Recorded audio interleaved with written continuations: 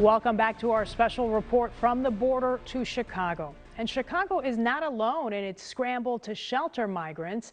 I want to take you to New York, where more than 61,000 migrants have tapped into city services there in just the last 12 months. City officials estimate that at one point 500 migrants arrived in New York City each day. A court-ordered rule there requires New York City to provide housing for anyone needing it.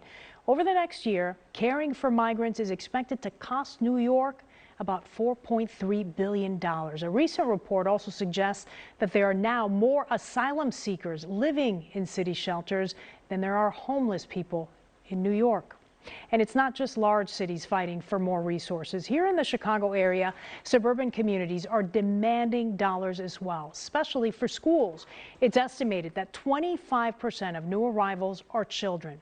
So think about that. That's more than 2,000 kids needing language support at local schools. You're about to meet one young man who may help you understand the challenges local districts are battling.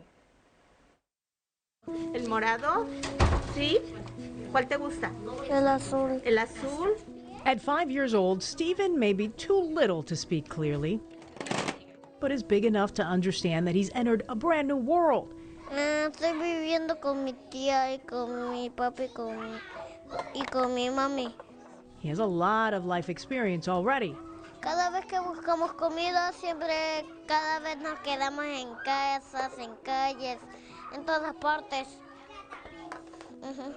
Muchos lugares aburridos. Along with his family, he started the journey 2,000 miles away in Honduras, eventually crossing the border into the U.S. He covered a lot of ground in that time, but still had never set foot in a classroom until now. ¿Y qué te gusta más de la escuela? Los legos, la construcción, la cocina.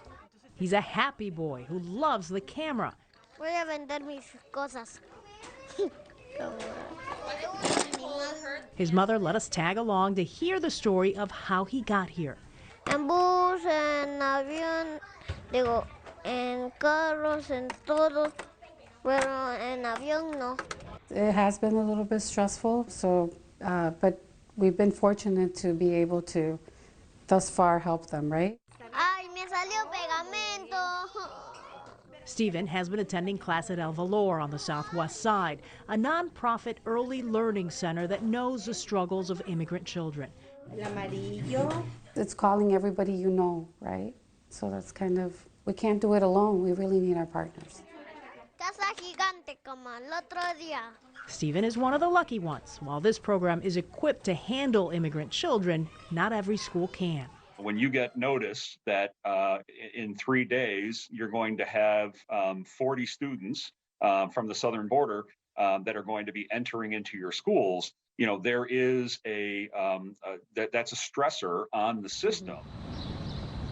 In the last year, the small Wheeling School District 21 has enrolled more than 500 new arrivals to the U.S. Some came by bus, some came on their own. Chicago Public Schools has seen its own spike as well. In February, WGN Investigates obtained records on the number of new students enrolled in English as a second language programs, which help new arrivals adjust to the language and culture. We found at least 24 elementary schools enrolled more than 20 new ESL students in the last year. 2 schools added an additional 100 students.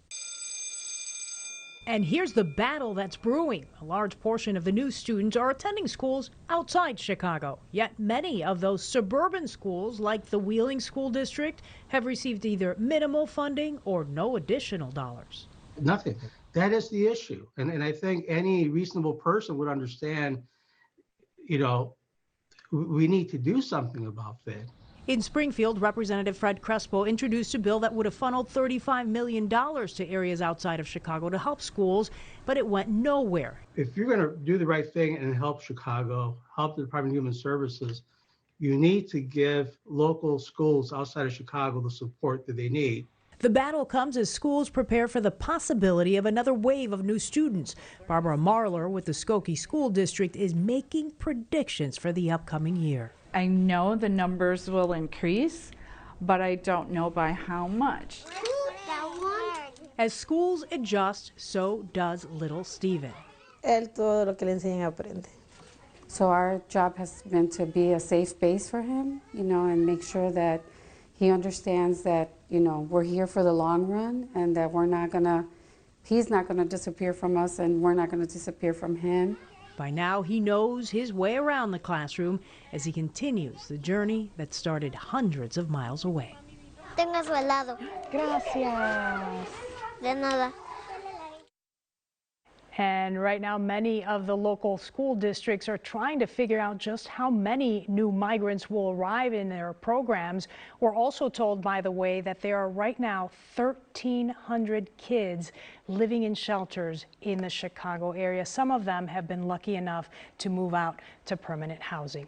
Also, State Representative Fred Crespo plans to reintroduce his suburban funding bill during the October veto session. We'll let you know what happens.